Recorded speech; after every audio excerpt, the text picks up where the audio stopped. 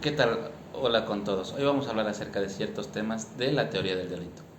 Primero vamos a explicar qué es la teoría del delito.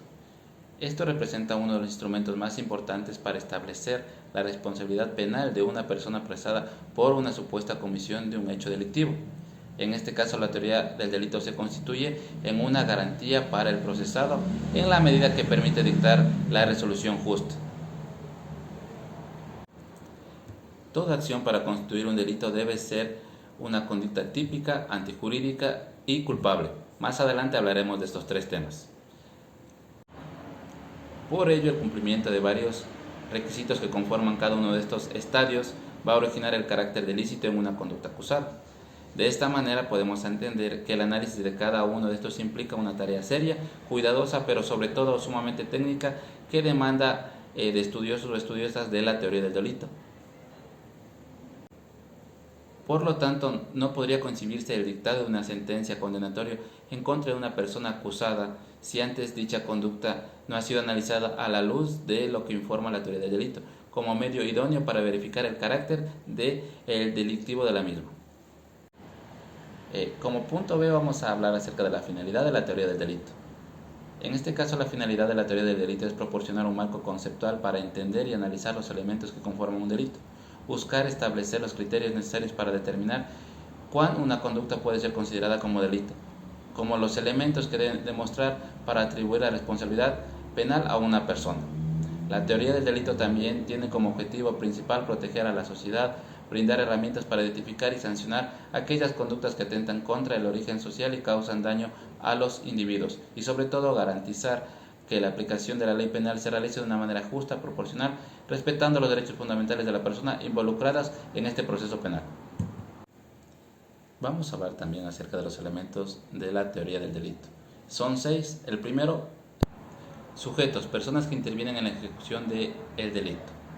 Sujeto activo, aquella persona que puede cometer un ilícito penal, siempre vendrá representada una persona física. A su vez, dentro de la auditoría de un delito se puede identificar de las siguientes figuras: autor directo, autor intelectual, coautor, cómplice, encubridor, autor medio, inductor. Esos serían los que son como sujetos activos.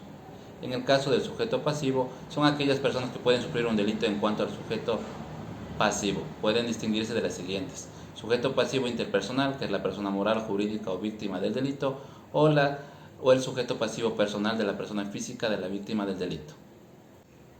Otro elemento es la acción u omisión. ¿Qué es esto? Es la conducta humana como fundamento de la estructura del delito. Es denominada como acción u omisión. Este concepto pues es la acción que engloba también la omisión en tanto y en cuanto puede extinguirse una conducta en la que se evita como una omisión de las circunstancias de una acción concreta. La principal función de este concepto de la acción es servir como límite para seleccionar las acciones que pueden ser relevantes para el delito penal.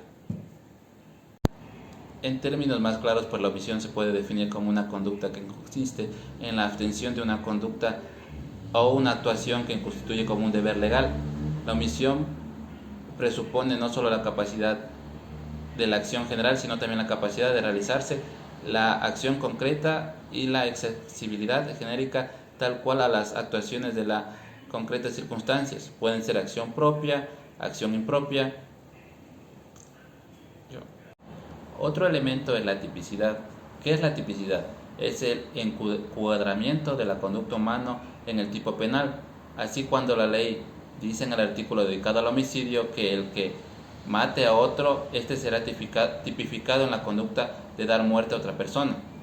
En el tipo se incluirá todas las características de las acciones prohibidas, por lo que podemos decir que todo tipo de valoración de la conducta es delictivo.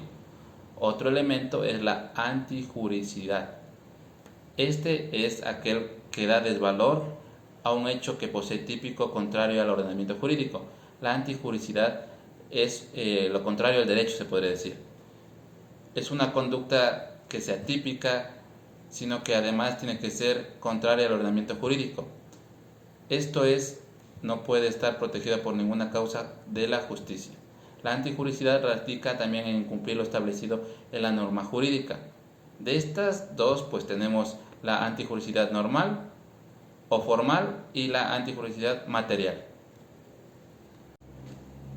Otro elemento es la culpabilidad. La culpabilidad es la característica del sujeto para que se le impute al título del culpable un determinado hecho típicamente antijurídico.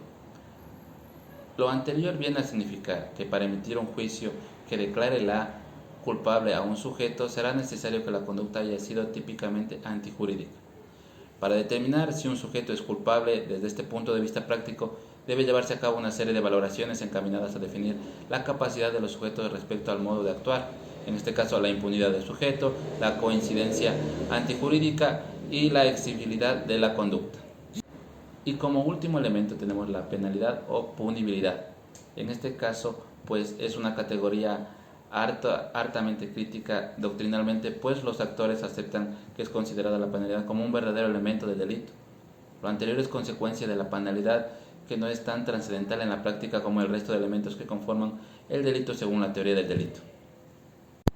En este caso, además de la inexistencia de algunos de los elementos constitutivos de la tipicidad, la doctrina ha discutido si es que se pueden existir otros tipos que enfrenten a una conducta aparentemente típica para concurrir en aquellos elementos de tipo que pueden dejar de ser típicos.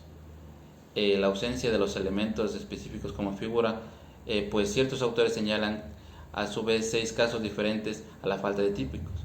En el primero se refiere a la falta de calidad o a las condiciones requeridas de un sujeto activo. Así, por ejemplo, en el artículo 278 del COIP del delito de peculado, en la que el sujeto activo se califica por la condición de ser servidor público y persona que actúa en virtud a una potestad estatal en alguna de las instituciones del Estado, determinadas en la Constitución de la República del Ecuador. Así también la condición de juez o árbitro de prevaricato. Esto está en el artículo 268 del COIP y está, se puede decir como un servidor de cohecho del artículo 280. Por esta misma razón, por ejemplo, no podría cometer peculado o cohecho a la persona encargada de la taquilla de un teatro privado por aceptar dinero o dar asientos preferenciales. La tipicidad de la teoría del delito a ciertas personas, y es que el taquillero cumple todos los términos del delito para aceptar beneficios de una propia suma de dinero indebida, pero no suple las características con respecto al sujeto activo de ser un servidor público. Otra causa excluyente es la ausencia de culpabilidad típica.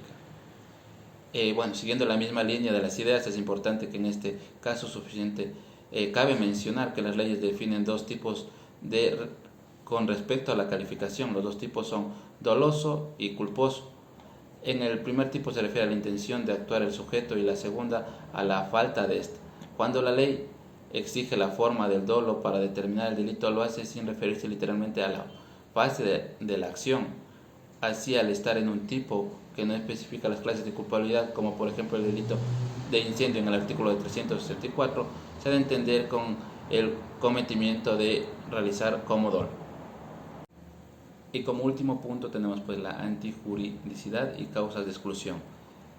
En tanto que el delito es una conducta de acción o omisión típica, antijurídica y culpable, se sabe que por conducta puede adecuarse integralmente al tipo penal, es decir, ser típica, y no por eso ser consecutivamente del delito. Las causas de justificación son aquellas condiciones que determinan el poder de excluir la antijuridicidad de un tipo o conducta típica. Representa un aspecto negativo del delito en presencia de algunos a falta de los elementos esenciales del delito. A saber, la antijuridicidad, si la conducta además de ser típica no justifica legalmente, es decir, es antijurídica, estamos de presencia de un injusto penal.